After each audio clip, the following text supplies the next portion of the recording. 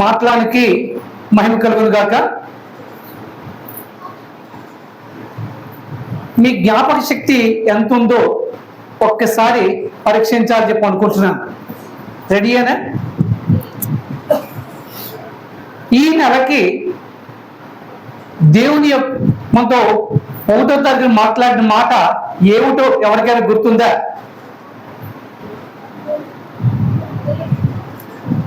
ఈ నెలలో 2 రోజులు అయింది, ఇవాళ 3వ రోజు. గట్టిగా చెప్పేది యెహోవా ఉత్తముడు, శ్రమ దినమందు ఆయన ఆశ్రయ దుర్గము, ఆయన నమ్మిక ఉంచిన వారిని ఆయన ఎరుగును. ఎక్కడుంది మాట? నహూము 1:7 ఉంది. ఈరోజు గట్టిగా చెప్పి పూజ నిమిత్తం అందరూ కూడా ఒక ఆడుకోకండి. అది అక్కడ పద్మాను, ఇక్కడ పరదేశం. ఓకే,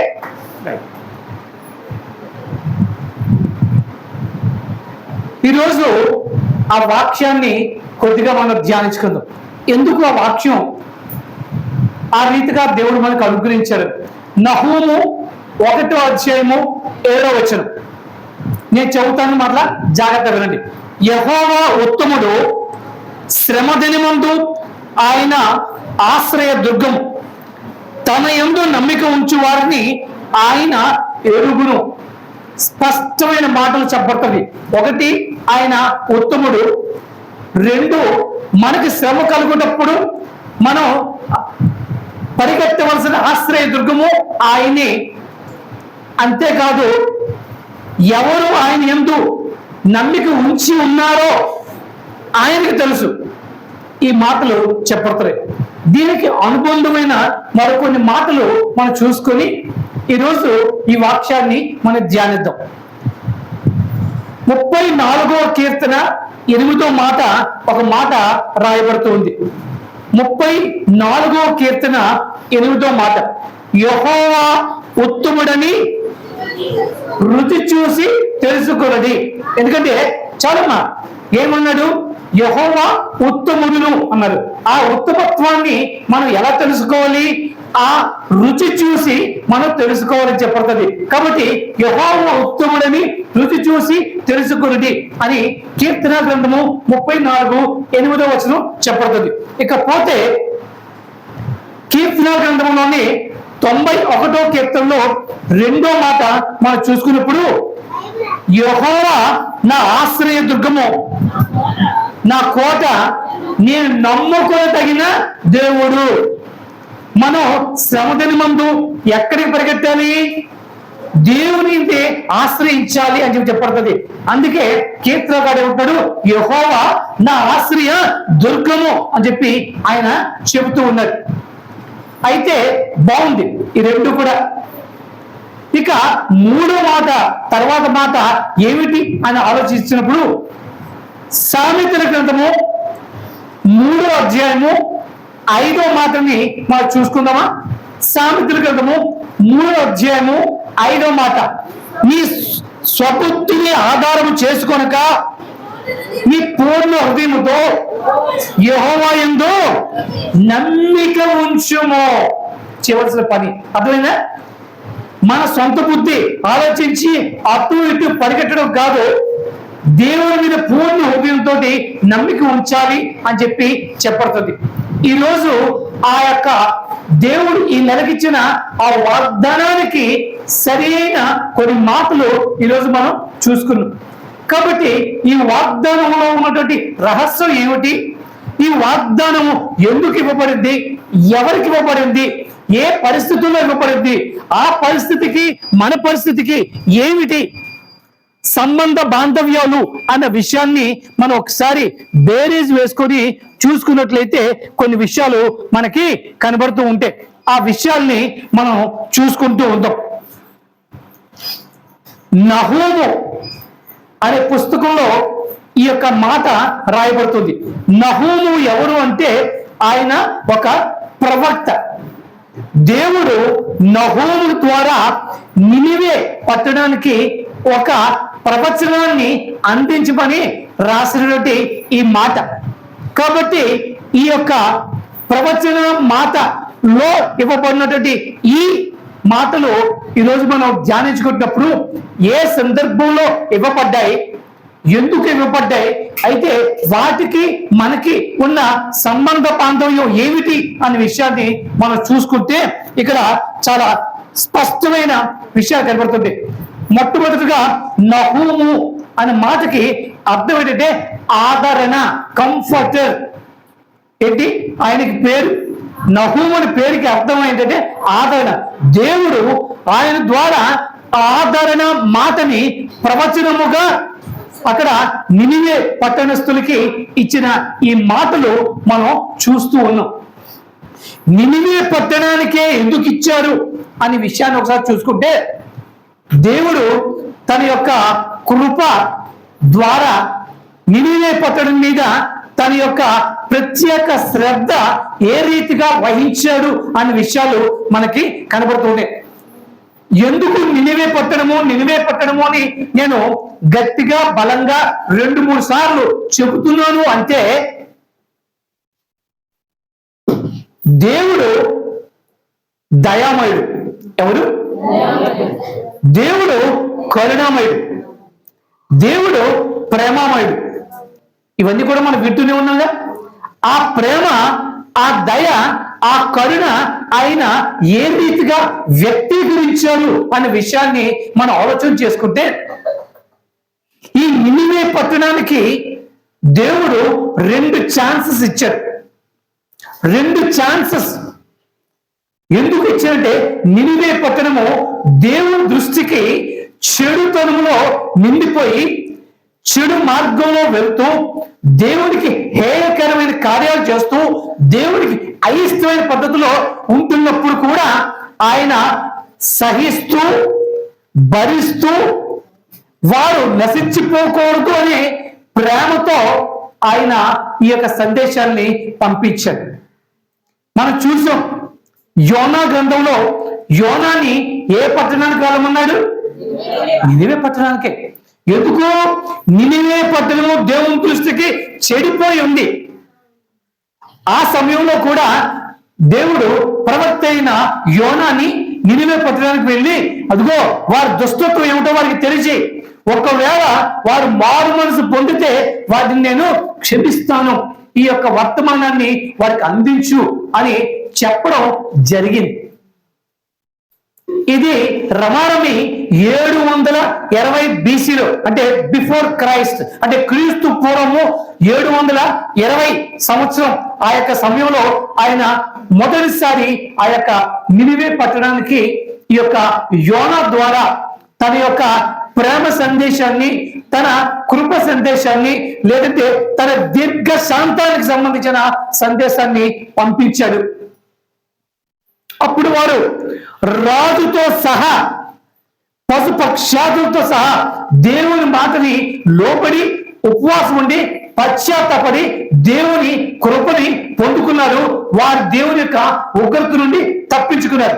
బెష్ మంచిదేనా? ఆ రీతిగా దేవుని ప్రేమను, దేవుని కృపను, దేవుని యొక్క దీర్ఘశాంతాన్ని రుచి చూచిన ఆ నినివే పట్టణస్థులు సహవాస దోషం వలన మరలా చెడిపోయాడు. ఇది ఎప్పుడు జరిగింది? 600 నుంచి 620 BC ఈ సమయంలో జరిగింది. అంటే రమారమి 150 సంవత్సరాల యొక్క వ్యత్యాసంలో మొదటిసారి దేవుడు వారికి సందేశం ఇచ్చినప్పుడు ఆ సందేశానికి వారు పశ్చాత్తాపడి దేవుని ఉగ్రత నుండి తప్పించుకొని దేవుని కృపను పొందుకొని జీవిస్తూ కొనసాగిస్తూ మరలా ఆ యొక్క చెడు సహవాసాలకి, లేదంటే చుట్టుపక్కల రాజ్యాలు ఇచ్చినటువంటి ఆ యొక్క ప్రేరణకి లోబడిపోయి దేవుని మరిచిపోయి మరలా దుష్టత్వంలోని పడిపోవడం కారణాన్న మరలా ఈ నహూము ద్వారా దేవుడు ఈ యొక్క ప్రవచనాన్ని వారికి పంపించాడు. ఈ నహూము గ్రంథంలో 3 మాత్రమే అధ్యాయాలు ఉన్నాయి. ఎన్ని అధ్యాయాలు ఉన్నాయి? 3 అధ్యాయాలు మాత్రమే ఉన్నాయి. 3 అధ్యాయాల యొక్క మొత్తం వచనాలు చూసుకుంటే మనకి 47 వచనాలే ఉంటాయి. మొదటి దాంట్లో 19, తర్వాత దాంట్లో 16, తర్వాత 13, తర్వాత దాంట్లోని 15, ఈ విధంగా ఏవో మొత్తం 47 వచనాలు ఉన్నాయి. ఈ 47 వచనాల్లో కూడా దేవుడు తన యొక్క దీర్ఘశాంతాన్ని, ఆయన యొక్క ఉగ్రతని, ఆయన యొక్క వ్యక్తిత్వాన్ని, ఆయన యొక్క గుణ లక్షణాలని ఆయన తెలియపరుస్తూ ఆయన అతి ప్రేమమయుడని, ఆయన కరుణామయుడని, ఆయన దీర్ఘశాంతుడు అని తెలియజేస్తూ అదే సమయంలో ఆయన ఏమాత్రం కూడా అపవిత్రతని భరించలేని రోషం గలవాడు అని కూడా ఆయన నిరూపించాడు. ఈ యొక్క నిరూపణ సారాంశమే ఈ యొక్క నహూము ఈ యొక్క గ్రంథంలోని ఇవ్వబడినటువంటి విషయాలు. గర్విష్ఠులైన అశూరీయులకు కఠినమైన మాటలు మాట్లాడిన సన్నివేశ విధులు కనబడతాయి. ఈ మొదటి 2, 3 అధ్యాయాలు చదివితే చాలా భయంకరంగా ఉంటాయి. మొదటి అధ్యాయంలో ఆయన ఏం చెప్పాడు అంటే, ఆయన అక్కడ మొదటి అధ్యాయంలోని అంటే నినివే మీద దేవుని ఉగ్రత, ఎందుకు వారు చెడిపోయారు కాబట్టి, చెడిపోయినప్పటికీ కూడా వారిని రక్షించాలి అనే తపనతోటి, ఎందుకంటే దేవుని యొక్క ఉద్దేశం ఏంటంటే దుష్టులు సైతము వారి దుష్టత్వంలో పడి మరణించడం దేవునికి ఏమాత్రం కూడా ఇష్టం లేదు. కాబట్టి ఆ దుష్టత్వం నుంచి మరల్చాలి అనే ఉద్దేశంతో ఆయన తన వాగ్దానాన్ని, తన యొక్క సందేశాన్ని పంపించాడు. అదే సమయంలో చెడిపోతున్న జనులు మాట వినకపోతే ఆయన తన నామానికి ఏమాత్రం కూడా అపవిత్రత కలిగిన, తన నామానికి అవమానం కలిగిన, తన నామానికి ఏ ఇబ్బంది కలిగినా ఆయన సహించేవాడు కాడు అనే విషయాన్ని చెప్పడానికి కూడా ఈ యొక్క మాటలు మనకి కనబడుతూ ఉన్నాయి. అలాగే 2వ అధ్యాయంలో కఠినమైన మాటలు ఏదైతే అశూరియ రాజు గురించి చెప్తున్నటువంటి మాటలు చాలా అశూరియుల యొక్క సహవాసం వలన నినివే ప్రజలు ఎంత కఠినంగా, ఎంత ఘోరంగా, ఎంత దేవునికి అయిష్టంగా మారడమే కాదు, వారిలోని వచ్చేటువంటి నిర్లిప్తత, నిర్లక్ష్యం, వినాశన బుద్ధి, ఇవన్నీ కూడా దేవునికి ఈ వాగ్దానం పంపించే, ఈ యొక్క మాట పంపించే స్థితికి దేవుని ప్రేరణ కలగజేసే. ఎందుకంటే ఒక పక్క ఉగ్రత, కారణం ఏమిటి? వారు చేసే చెడు క్రియలకి, వారు నిర్లిప్త జీవితాన్ని జీవిస్తూ ఉన్న సమయం, నిర్లక్ష్య జీవితాన్ని జీవిస్తున్నది. అలాగే వారి యొక్క స్వనాశనాన్ని వారే చేతుల అశూరియ రాజుల యొక్క సహవాసంలో, ప్రభావంలో వారు ఆచరించే సాంప్రదాయాన్ని అనుసరించి దేవుని ఉగ్రత నుండి తప్పించుకున్న సన్నివేశం ఉన్నప్పటికీ కూడా మరలా దేవునికి విరోధంగా వారు నడిచిన సన్నివేశాలన్నీ కూడా మనకి కనబడుతుంది. 150 సంవత్సరాల పూర్వం దేవుడు వారికి కృప చూపి దేవుని ఉగ్రత నుంచి వారిని తప్పించాడు. కారణం ఏమిటి? దేవుని మాటకి ఆ రోజు వారు లోబడ్డారు, భయపడ్డారు, తదనుసారం వారు ఆచరించారు, ఉపవాసం ఉన్నారు, ప్రార్థించారు. నీవు తప్ప మాకు వేరే దిక్కు లేదు అన్నారు. ఆనాడు దేవుడు కృప చూపి వారిని దేవుని ఉగ్రత నుంచి తప్పించాడు. అంతేగా యోనా పత్రికలో అదే మనం చూసాం. మరలా 150 సంవత్సరాలు ఆ యొక్క గ్యాప్ వచ్చేసరికి మరలా వారు ఏం చేశారు? దేవుని మర్చిపోయారు, దేవుణ్ణి నిర్లక్ష్యపరిచారు. వారి యొక్క స్వనాశనాన్ని, వినాశనాన్ని వారే కొని తెచ్చుకునే రీతిలో ప్రవర్తిస్తుంటే దేవుడు చూసి సహించలేక ఈ యొక్క కఠినమైన మాటలు ఆయన పలికినట్టుగా మనకు కనబడుతుంది. ఎంత కఠినమైన మాటలు అంటే అది చదవడానికి కానీ వినడానికి కూడా మనకి అబ్బో ఇంత కఠినమా అనిపిస్తుంది. ఏమంటున్నారంటే నీ మానాన్ని సైతం నేను బహిరంగపరుస్తావు అంటే నీవు అంత సిగ్గుమాలిన పనులు చేసావు. సిగ్గుమాలిన పనులు చేసి నీ యొక్క అవమానాన్ని నీవే కొని తెచ్చుకున్నావు. నీ అవమానం ఎవరు చూడట్లేదేమో అనుకుంటున్నారు, కానీ దాన్ని కూడా నేను బయటపెడతాను సుమ్మా అని చెప్పి ఆయన కఠినమైన మాటలు పలుకుతున్న సన్నివేశాలు మనం చూస్తున్నాం. అయినప్పటికీ కూడా నహూము ద్వారా ఆయన ఒక మాట పంపిస్తున్నాడు, ఒక వాగ్దానాన్ని పంపిస్తున్నాడు. ఆయన గుణలక్షణాన్ని ఆయన తెలియజేస్తున్నాడు. ఏమిటి? యెహోవా ఉత్తముడు, మీరు మారు మనసు పొంది నిజముగా పశ్చాత్తాపడి నిజముగా శరణు వేడుకుంటే ఆయనంత ఉత్తముడు వేరే ఎవరు లేరు. అలాగే నీకు శత్రు భయం చేత కానీ, నష్ట భయం చేత కానీ, ఇంక ఏ భయం చేత కానీ నీకు కష్టం కలిగిన నాశనకరమైన పరిస్థితులు వచ్చినప్పుడు కూడా, శ్రమ దినములు వచ్చినప్పుడు కూడా మీరు ఆశ్రయించవలసిన ఆశ్రయ దుర్గాన్ని నేనే. నా దగ్గరే మీకు రక్షణ, నా ద్వారానే మీకు రక్షణ, వేరే మార్గము లేదు. అంతేగాని మీ చుట్టుపక్కల ఉన్నటి పరిస్థితులు బట్టి కానీ, చుట్టుపక్కల నుండి సాంప్రదాయాలు బట్టి కానీ, చుట్టుపక్కల నుండి మనుషుల యొక్క సహవాసాన్ని బట్టి వారిని నేర్చుకుని పాటించి మీరు నశించిపోతే నేను భరించను. మీరు మీ సునాశనాన్ని మీరే కొని తెచ్చుకుంటారు. కాబట్టి ఒకవేళ మీరు రక్షణ పొందాలి అని అనుకుంటే, నాశనంలో పడకుండా ఉండాలి అంటే నేనే మీకు ఆశ్రయ దుర్గాన్ని. మీరు వచ్చి నా యొక్క ఆశ్రయంలో సేద చేయండి. ఈ మాటలు చెప్తే నిజమేనండి, ఆ దేవుడు గొప్ప దేవుడండి, ఆ దేవుడిని మేము నమ్ముకుంటామండి, ఆ దేవుని మేము నమ్ముతున్నామండి అని పెదవులతో మాట్లాడే మనుషులు ఉన్నారు. మనుషుల్ని మాయ చేసే మాట్లాడే మనుషులు ఉన్నారు.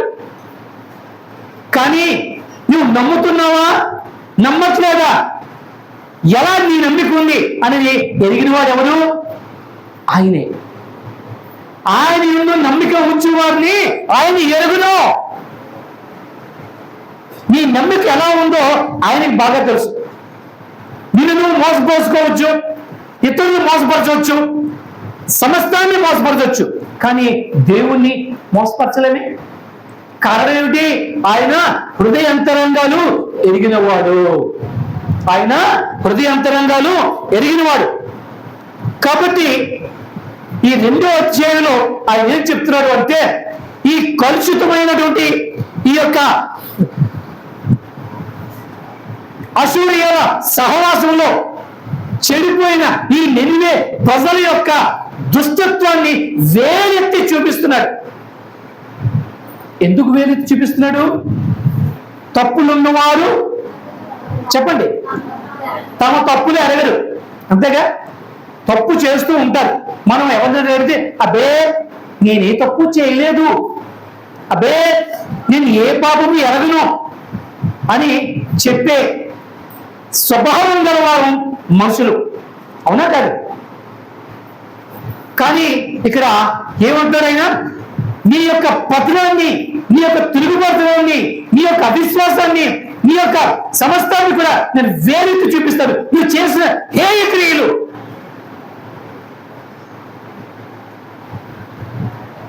దేవుని దగ్గర మనం ఏమి దాచలేము అన్న విషయాన్ని ఎవరు మనం తెలుసుకోవాలని చెప్పి ఆయన చెప్తున్నాడు.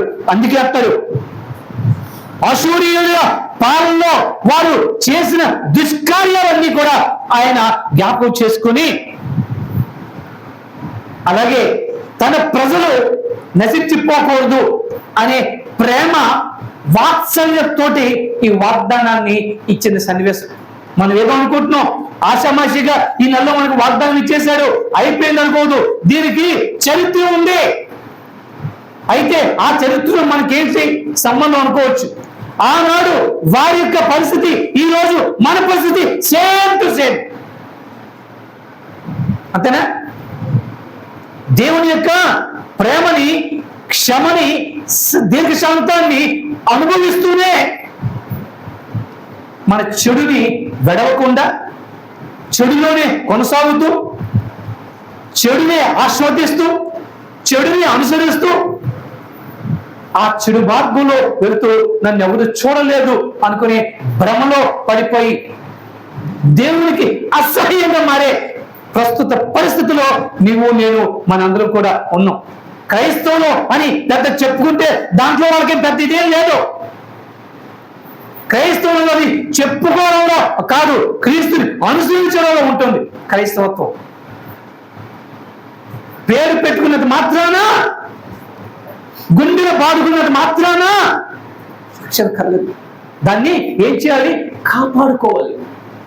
అందుకే అంటున్నాడు, యెహోవా ఉత్తముడని ఏం చేసి తెలుసుకోవాలి? రుచి చూసి తెలుసుకోవాలి. ఆయన ప్రేమను, ఆయన వాత్సల్యతను, ఆయన కరుణను రుచి చూసినప్పుడే మనకు తెలుస్తుంది. నిజమే కదా, ఈయన మించిన ఉత్తముడు ఇంకా వేరే ఎవరు లేరుగా. పురుషులందు పురుషోత్తముడు ఆయన, అంటే ఉత్తమ పురుషుడు. మనల్ని రక్షించి కాపాడి హక్కును చేర్చుకొని మళ్ళీ గమ్యస్థానానికి చేర్చగల సముద్రుడైన ఉత్తముడైన ఆయన మాత్రం ఒక్కడే. అందుకే ఆయన ఉత్తముడు అన్నాడు. ఏమన్నాడు? నేను యెహోవా ఉత్తముడు. శ్రమ దినమున, శ్రమలు ఎవరికి వస్తాయి? శ్రమలు ఎవరికి వస్తాయి? మనకే. ఎందుకు వస్తాయి? శ్రమలు దేవుని నుండి వస్తాయి అనుకోవడం చాలా పొరపాటు. యాకోబు పత్రికలో ఏమన్నాడు? దురాశ గర్భమును దాల్చి అది ఏం కొంటుంది? పాపాన్ని కొంటుంది. పాపానికి జీతము అంటే నాశనం ఎక్కడి నుండి వచ్చింది? నాశనం ఎక్కడి నుండి వచ్చింది? దురాశ నుంచి వచ్చింది. దురాశ ఎక్కడ పుట్టింది? నీ హృదయంలో పుట్టింది. అంటే శ్రమలు ఎవరికి? శ్రమలు ఎవరు తెచ్చుకున్నారు? మనం మన ప్రవర్తన వలన, మన యొక్క నడవడిక వలన, మన యొక్క సమస్త సహవాస వలన మనం నాశనాన్ని మనకి మనమే తెచ్చుకున్నాం. అయినప్పటికీ నీ యొక్క శ్రమ దినాన్న నీవు నా దగ్గరకు వచ్చి పశ్చాత్తాపడి మనస్ఫూర్తిగా నువ్వు పశ్చాత్తాపడితే నీకు నేను ఆశ్రయ దుర్గము అవుతున్నాడు ఆయన. ఇంకో మాట చెప్పమంటారా?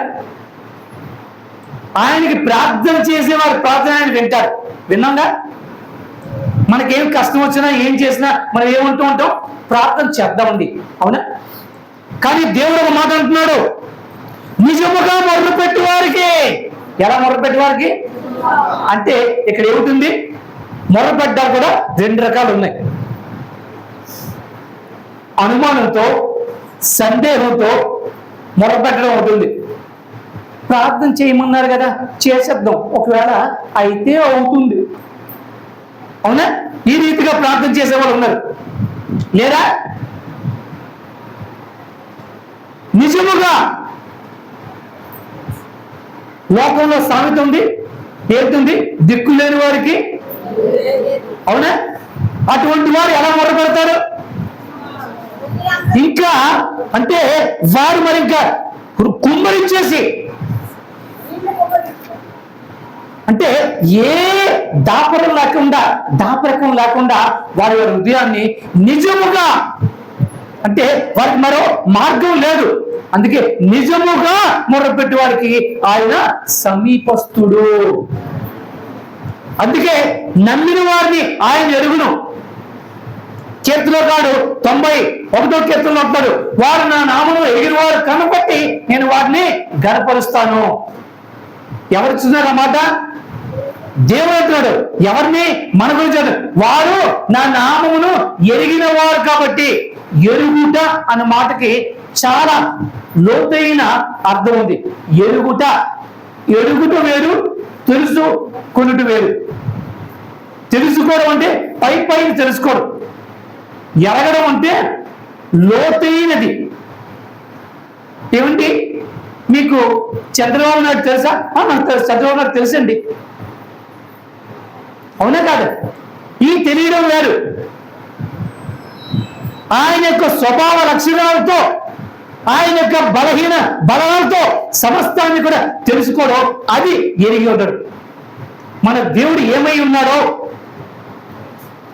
మన దేవుని యొక్క లక్షణాలు ఏమై ఉన్నాయో, ఆయన నీతి న్యాయంలో ఎలా ప్రవర్తిస్తాడో, పాపాన్ని ఎలా ద్వేషిస్తాడో, పాపిని ఏ విధంగా రక్షిస్తాడో, వీటన్నిటినీ కూడా కూలంకషంగా ఆయన యొక్క లక్షణాలని తెలియడం ఆయన్ని ఎరిగి ఉంట. మనల్ని కూడా దేవుడు ఎరిగి ఉన్నాడు. అవునా కాదా? అవునా కాదా? మనం ఏమనుకుంటున్నాం? గుళ్ళో ఉన్నాడు దేవుడు, గుళ్ళోకి వెళ్ళినప్పుడు భక్తిగా, గుడి బయటకు వచ్చిన తర్వాత ఇంకా మన ఇష్టం. అంటే దేవుడు ఎరిగి ఉన్నామా, ఎరిగిలేమా? కీర్తనగాడు ఏమంటాడు? నేను నా తల్లి గర్భంలో పడకముందే, నా ఎముకలు నిర్మింపబడక ముందే నువ్వు నన్ను చూచితివి. ఎప్పుడైనా చూస్తారా? చూడగలుగుతున్నారా? డాక్టర్లు కూడా చూడలేకపోతున్నారు. ఈవెన్ స్కానింగ్ లో కూడా మనకి అవి ఫుల్గా రావు. కానీ తల్లి గర్భములో రూపింపబడక మునిపే, నీ ఎముకలు నిర్మాణం జరగక మునిపే నేను చూసిన వాడు ఎవరు?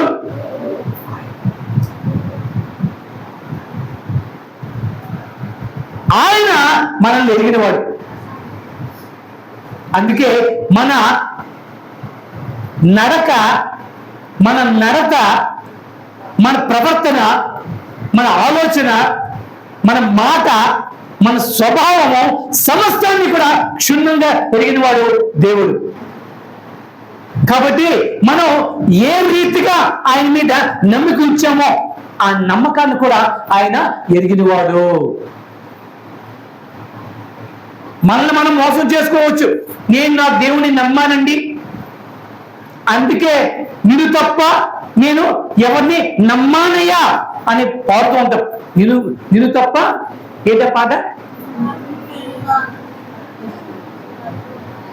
అంటున్నావా లేదా? ఆ దేంతో అంటున్నావు? పెదవులతో. కానీ హృదయము అవునా, నిజమా, సందేహం. అవునా కదా? కాబట్టి మన నమ్మిక ఎలా ఉంది మనకంటే ఆయనకి బాగా తెలుసు.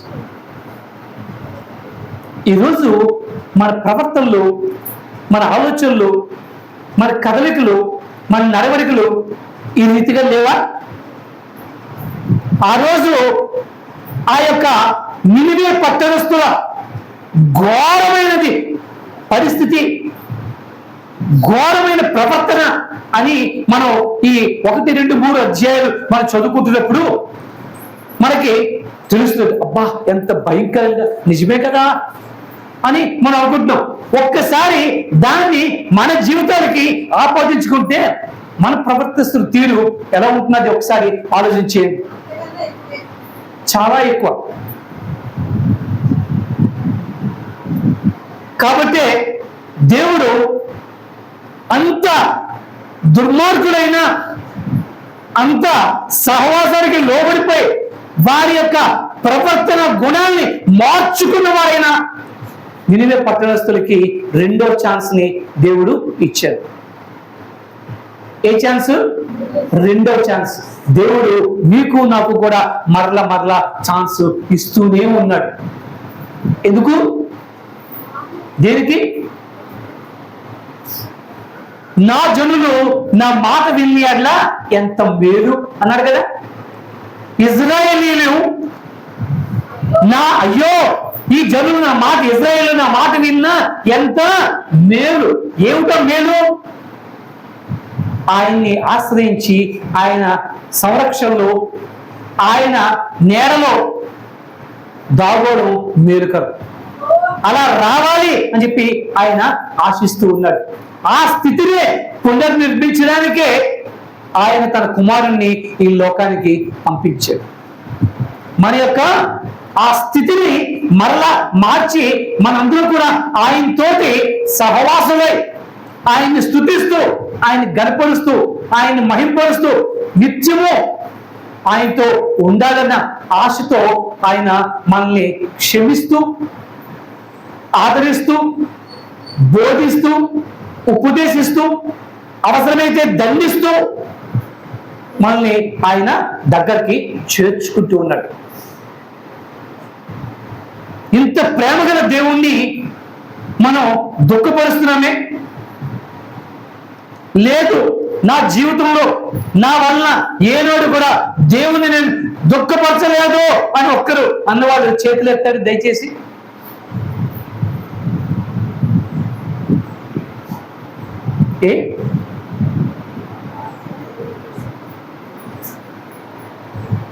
మనం కళ్ళతో చూస్తున్నాం, సహవాస దోషంలో ఉంటున్నాం, పర్వాలేదులే అని అడ్జస్ట్ అయిపోతున్నాం. దేవుడు క్షమిస్తాడులే, క్షమించక ఏం చేస్తాడు, ఆయన గొడవే అది అని నిర్లక్ష్య భావంతో మనం ప్రవర్తిస్తూ ఉన్నాం. అంతేగా? ఎన్ని తప్పులు చేసినా నా దేవుడు క్షమించేస్తాడు, ఏం పర్వాలేదు. ఇదేనా కదా మన ఆలోచన? దీన్ని ఏ భావం అంటారు? నిర్లక్ష్యమేనా? మరి వారికి మనకి తేడా ఏముంది? ఆ నిర్లక్ష్యంతో దేవుని మాటలు పరిచయం పెట్టి చుట్టుపక్కల ఉన్న రాజులు సాంప్రదాయాలు ఆచరించి విగ్రహారాధన చేసి బలులు అర్పించి దేవునికి విరోధమైన కార్యాలు చేసినప్పుడు దేవుని ఉగ్రత రాదా? ఉగ్రత రాదా? దేవుడు, ఆయనకి పేరేమో తెలుసా?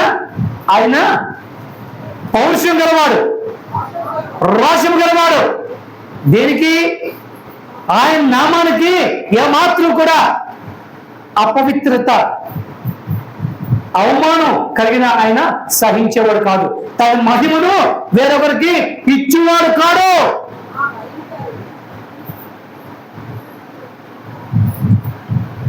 ఆయన ఎంతటి దండనైనా విధించడానికి వెనుకాడద్దు. తన ప్రజల క్షేమార్థమే,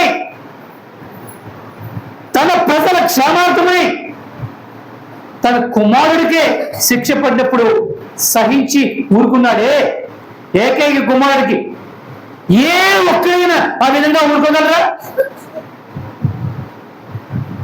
ఎవరి గురించి? తన ప్రజల క్షేమార్థమై. ఆయనలో ఏ పాపము లేదు, కానీ మానవుని యొక్క పాపంని ఆయన భుజస్కంధాలపై పెట్టి పాపం భుజం మీదకి వచ్చినప్పుడు ఏమవుతుంది? పాపి అవుతారు కదా. పాపిని ఆయన కలిసి ఉండలేరు కాబట్టి ఒక్క క్షణం ఆయన చేయి విడిచాడు.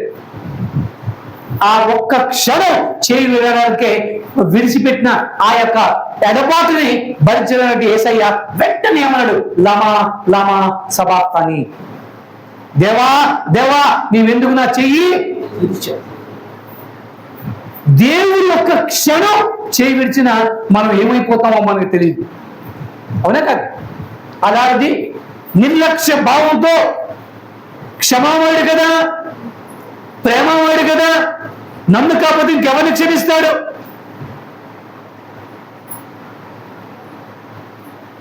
అనే నిర్లక్ష్య ధోరణిలో మనం ఉంటే ఆ నినివే ప్రజలు ఏ విధంగా అయితే అవమానాలు పాలయ్యారో, మీరు 2వ అధ్యాయాన్ని ఇంటికి వెళ్ళాక చదవండి. నహూములో ఎంత భయంకరంగా ఉంటుందో తెలుస్తూ ఉంటుంది. ఆయన ఎత్తి చూపిస్తున్నాడు, ప్రతి మాట కూడా ఒళ్ళు గొగులు పొడుస్తూ ఉంటుంది. ఆయన విధించే ఆ దండం కూడా ఆ విధంగా ఉండడానికి ఉంటుంది. కాబట్టి మనం చాలా జాగ్రత్తగా ఉండాలి. కారణం ఏంటంటే ఈ రోజుల్లో సంఘాల్లో పరిస్థితి కేవలం ఇలాగే ఉంది. దేవుని భయం లేదు. ఇందాక నా కీర్తనకారుడు ఏం చెప్పాడు? దేవుడు లేడని ఎవరు అనుకుంటారు? బుద్ధిహీనులు. అంటే మనం దేవుల్లో ఉన్నాం, దేవుడు ఉన్నాడని అంగీకరిస్తూ కూడా దేవుడు లేడనే భావంతో ప్రవర్తిస్తున్నాం. అవునా కాదు? దేవుడు ఏం చూస్తున్నాడు? ఆకాశం నుండి వివేకము గలవారు కలరేమో.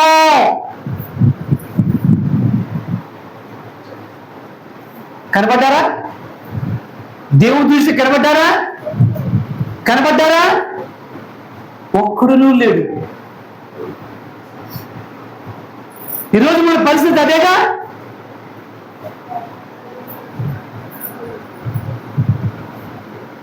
దేవుని ప్రేమను రుచి చూసాం, దేవుని యొక్క ఆత్మీయతను రుచి చూసాం, దేవుని యొక్క రక్షణని చూసాం. కానీ మన శరీర మోహాలు కావచ్చు, మన చుట్టుపక్కల ఉన్నటువంటి ఈ యొక్క ప్రలోభాలు కావచ్చు, సహవాస దోషాలు కావచ్చు, వీటన్నిటిలో తలమునకలై ఆచరిస్తూ పాటిస్తూ బలహీనపడిపోతూ దేవునికి విరోధంగా మనం ప్రవర్తిస్తున్నామే. ఆయన సహించగలడా? మన శుక్రవారం నాడు మనం మాట్లాడుకున్నాం. దేవుని యొక్క రాకడకి ఒక కండిషన్ మనం చూసుకున్నాం. ఇరాన్ అమెరికా యుద్ధం విషయంలో కూడా ఇది దేనికి దారి తీసి ఎలా వెళ్తుంది అనే విషయాలు మనం చూసుకున్నాం. ఒకవేళ ఎలా అయితే ఇలా అవుతుందని కూడా మనం ఆ రోజు ధ్యానం చేసుకున్నాం. ఏమో ఎలా మారుతుందో దేవుని యొక్క రాకడ వచ్చేమో. ప్రస్తుత పరిస్థితులు చూస్తున్నాం, ప్రకృతి వైపరీత్యాలు చూస్తున్నాం. ఇవన్నీ కూడా ఆయన రాకడకి సూచనలు కాదా? ఇటువంటి సమయంలో కూడా మనలో పశ్చాత్తాప హృదయం లేకపోతే, మన నడవడికని మార్చుకోవాలని అభిలాష లేకపోతే, రక్షణని కాపాడుకోవాలనే ఆశ లేకపోతే,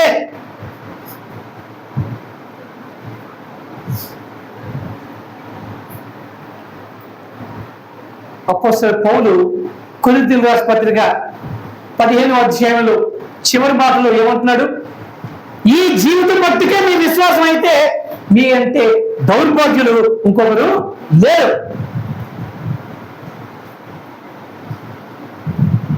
మన విశ్వాసము, మన నమ్మిక కేవలం ఈ జీవితం మట్టుకే కాదు, రాబోయే జీవితం గురించి. ఏ ప్రలోభానికి లొంగకుండా హృదయాన్ని కఠినపరుచుకొని, స్థిరపరుచుకొని, బలపరుచుకొని ఆయన మీదే మన యొక్క దృష్టి పెట్టాలి అనేది.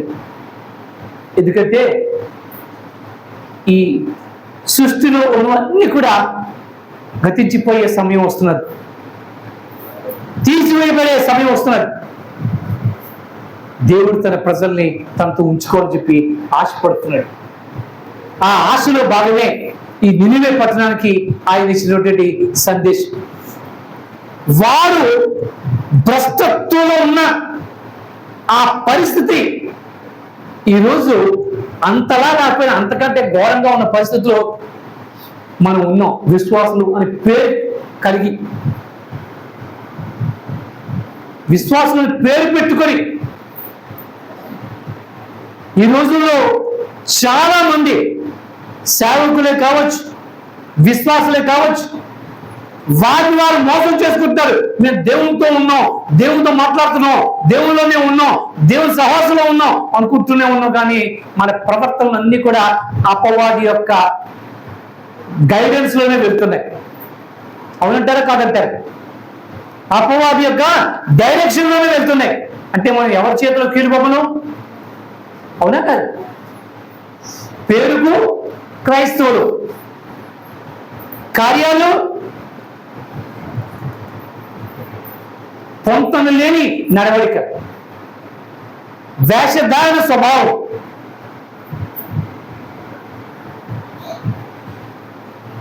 కారణం దేవుని యొక్క అవగాహన లేకపోవడం. ఆయన ఏమంటున్నాడు? ఆయన నేను ఉత్తముడును, యెహోవా ఉత్తముడు.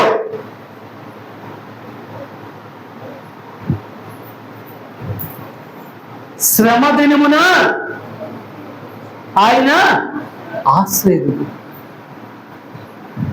ఇంతకన్నా వివరించి, విడమర్చి, విశదీకరించి ఇంకా మరి ఇంకో పదం లేదేమో అనిపిస్తున్నది దేవుడు తను అంటే వర్ణించి చెప్పడానికి. మనందరూ కూడా శ్రమల మార్గంలోనే వెళ్తున్నాం. శ్రమల మార్గంలో వెళ్తూ మనల్ని మనం మోసం చేసుకుంటున్నాం. ఏమని? శ్రమలలో వెళ్తే నేను సువర్ణముగా మారిపోతున్నాను. అపోహన. దేవుడు అనుమతించిన శ్రమల్లో వెళ్తే నువ్వు సువర్ణంగా మారుతావు.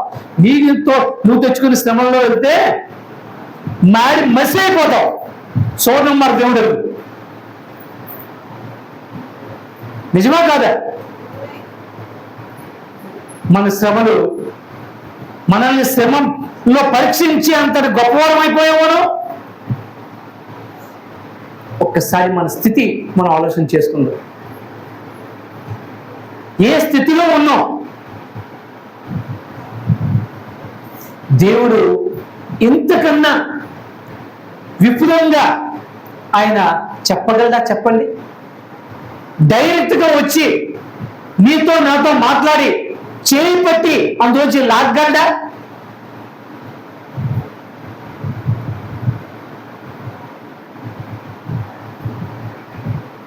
ఈరోజు వాక్యం మొదట్లో నేను మాట చెప్పాను, గుర్తుందా? ఏంటి?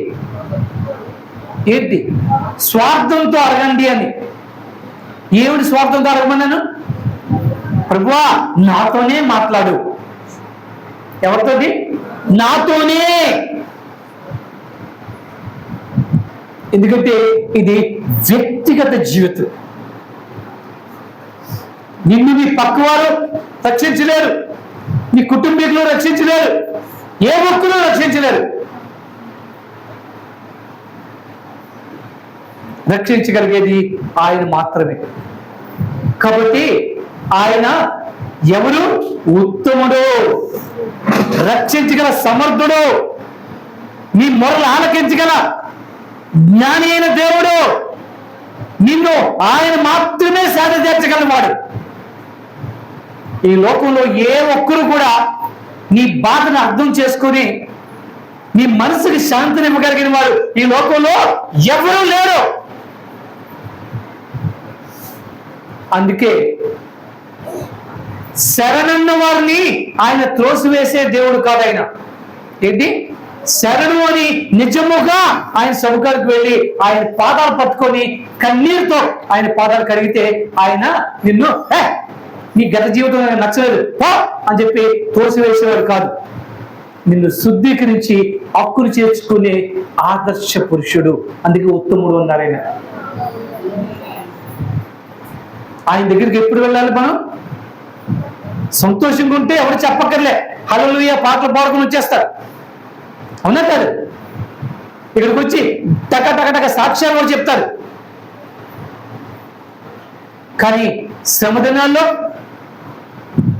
మొర్ర పెట్టవలసింది ఆయనకే. ఆయన మాత్రమే నీ మొర్రని ఆలకించేవాడు. ఈ లోకంలో ఒక మాట ఉంది, మీకు తెలుసా? మీ హృదయ వేదనలు, మీ బాధలు, మీ కష్టాలు ఇతరులు చెప్పుకుంటే కొంతమంది పరిహసిస్తారు, కొంతమంది సానుభూతి చూపిస్తారు, కానీ ఆ కష్టాలను ఎవరు కూడా తీసివేయలేరు. కొంతమంది పరిహసిస్తారు. ఏమని పరిహసిస్తారు? బాగా అయిందిరా, బాగా అయింది, నీకేం ఇంతకుముందు ఇష్టానుసారం ఉన్నావుగా, బాగా అయింది అని పరిహసిస్తారు. అవునా కాదా? అలాంటి వాళ్ళు లేరా? ఇంకా కొంతమంది అయ్యో పాపం అని సానుభూతి చెప్తారు, అంతే. అంతమించి ఇంకేం చేయరు. కానీ నీ మొరలు ఆలకించి నిన్ను ఆ యొక్క దొంగ ఊరు నుంచి బయటికి లాగలవాడు ఆయన మాత్రమే. అందుకే నీ శ్రమ దినమున నువ్వు ఆశ్రయించవలసిన వాడు ఆయన మాత్రమే, నేనే అని చెప్పి ఆయన అంటున్నాడు. ఇటువంటి సమయంలో మనం ఎటువంటి నమ్మికను ఉంచాం, ఆ నమ్మికను కూడా ఆయన చూస్తూ ఉన్నాడు. ఏమన్నాడు? అమ్మా నీ నమ్మిక ప్రకారం నీకు జరుగుతుంది అన్నాడా లేదా? మనం ఎంత నమ్మితే అంత, ఎక్కువ నమ్మితే నువ్వు ఎలా నమ్మావు అది ఆయన చూస్తాడు. ఆ నమ్మిక పరిమాణాన్ని బట్టి నువ్వు రక్షింపబడతావు, ఆదరింపబడతావు. నీ నమ్మిక ఆయన ఎరుగును కాబట్టి ఆయన దృష్టిలో మన యోగ్యులుగా, ఆయన దృష్టిలో మన నమ్మకస్తులుగా, ఆయన్ని సంతోషపెట్టే వారుగా మన ఆధ్యాత్మిక ప్రవర్తన మారాలి అని ఆయన ఆశిస్తూ ఉన్నాడు. మనం నమ్మదగని వారు అయినప్పుడు కూడా ఆయన నమ్మదగిన దేవుడు. కాబట్టి మన నమ్మిక ఎలా ఉందో మా పక్క వాళ్ళు అడగక్కర్లేదు. మన వాళ్ళ చుట్టుపక్కల మనుషులు మనల్ని పొగిడితే మనం పొంగిపోవక్కర్లే. కానీ మన దేవుని దృష్టికి ఎలా ఉన్నాం, దేవుని దృష్టిలో మన నమ్మిక ఎలా ఉంది? దేవుడు ఎంత నమ్మకం ఉంచమన్నాడు? పుచ్చకాయ పెద్ద ఉంచమన్నాడే.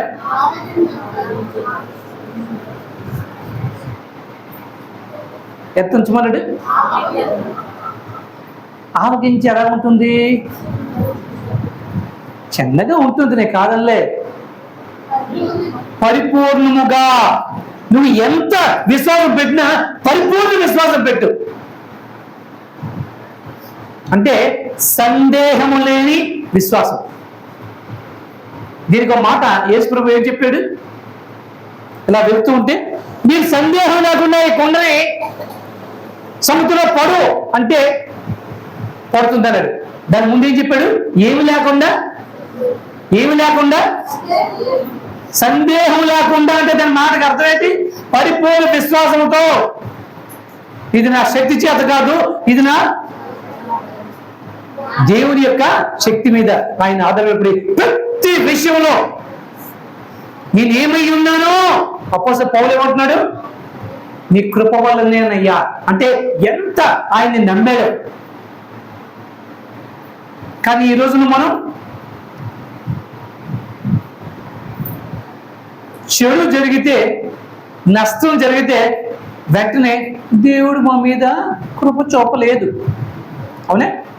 ఎవరు నిర్మించాం? కొంచెం విజయం వచ్చేసరికి ఏమంటాం? నేను చేశాను కాబట్టి. ఎవరు చేశారు? అవునా? అక్కడ లేదు దేవుడికి, ఇక్కడ లేదు. పేరుకి మటుకు విశ్వాసం. నీ నమ్మిక ఏమిటో దేవుడు ఎరుగునా లేదా? అందుకే అంటున్నాడు, నమ్మే వారికి ఏంటన్నాడు ఆయన? తన యందు నమ్మిక ఉంచు వారిని ఆయన ఎరుగును. అంటే మనం ఎలా ఉండాలి? ఆయన ఎరుకలో ఉండాలి. ఎక్కడ ఉండాలి? ఆయన ఎరుకలో. అంటే నీలో ఏ దాపరికం ఉండకుండా సంపూర్ణంగా ఆయనకి సమర్పించాలి. అంతేనా? ఆజ్ఞలో మొట్టమొదటి ఆజ్ఞ ఏమిటి? చెప్పండి, మీరే చెప్పండి, నేను చెప్పను.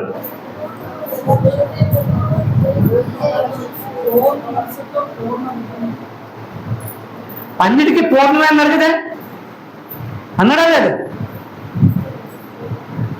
ఆ పూర్ణం మనం చేస్తున్నామా?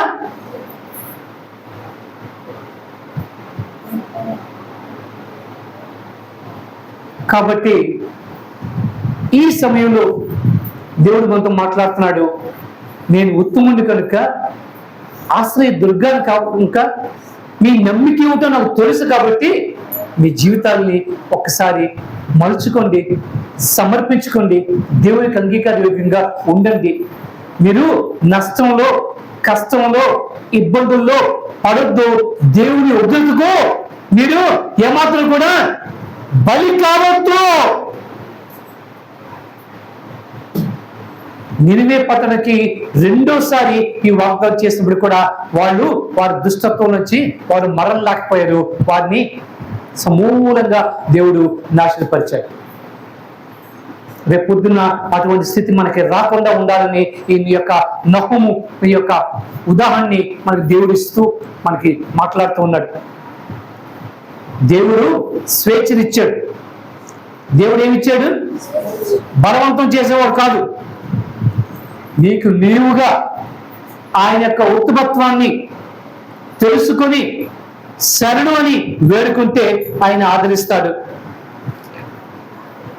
లేదు పర్వాలేదు ఇలా కానీ అనుకుంటే మనకి ఆ కానియే మిగులుతుంది.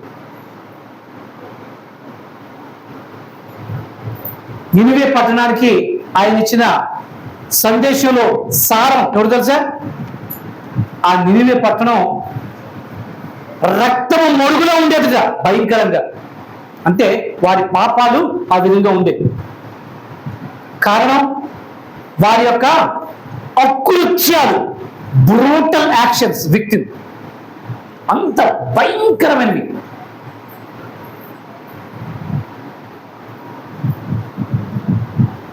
అటువంటి స్థితి, అటువంటి మనస్తత్వం ఉన్న వారికి కూడా మొదటిసారి పశ్చాత్తాపడినప్పుడు దేవుడు కరుణించాడు.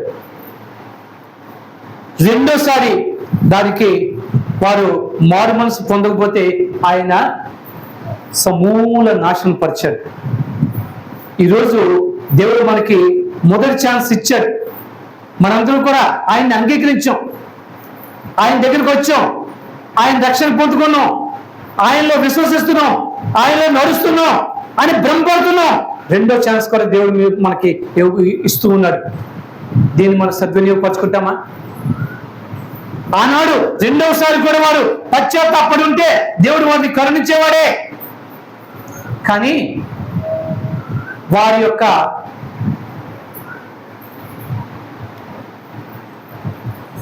అహం వారిని ఆ మాటలు చెవిని పెట్టేటట్టుగా చేయలేకపోయాయి. ఈరోజు ఈ మాటలు మన చెవిని పెట్టనిస్తున్నాయా? మనం ఈరోజు ఈ మాటల్ని నా కొరకే అని మనం స్వయంగా భావించి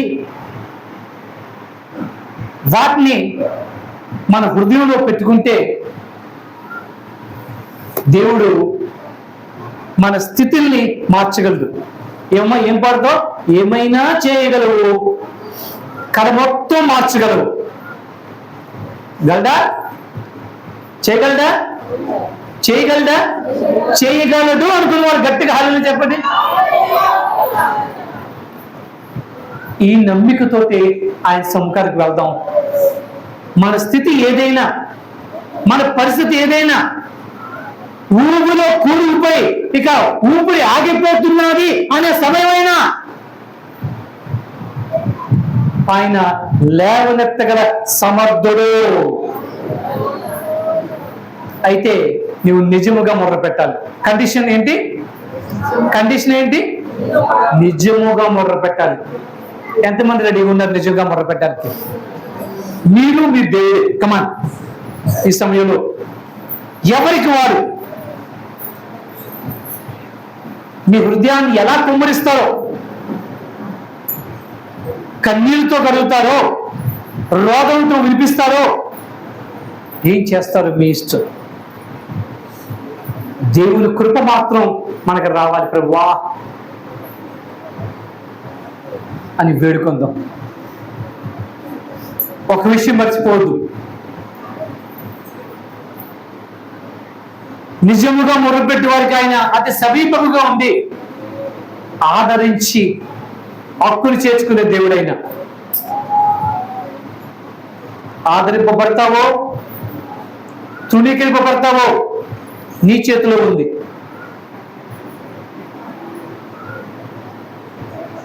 ఈ సమయం మరలా రాకపోవచ్చు, ఈ తరుణం మరలా దొరకపోవచ్చు, ఈ మాటలు మనకి దొరకపోవచ్చు రానున్న రోజుల్లో. ఇదే అనుకూల సమయం.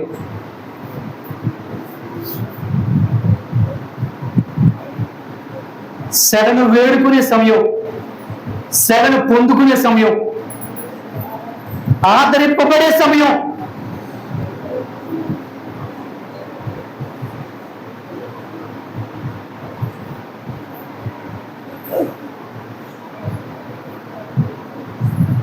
తల్లి ఒడిలో సేద తీరేటట్టు నా దేవుని ఒడిలో నేను సేద తీరాలి అనే భావనతో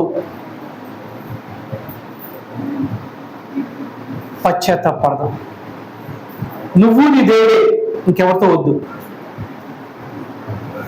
మీ హృదయాన్ని సంపూర్ణంగా ఏ సందేహం లేకుండా, ఎటువంటి దోషారోపణ మీ హృదయం చేస్తుందా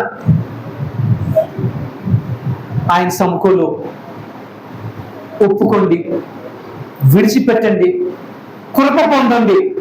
దేవుడు ఈ మాటల ద్వారా మనల్ని అందరినీ కూడా దీవించి ఆశీర్వదించునుగాక.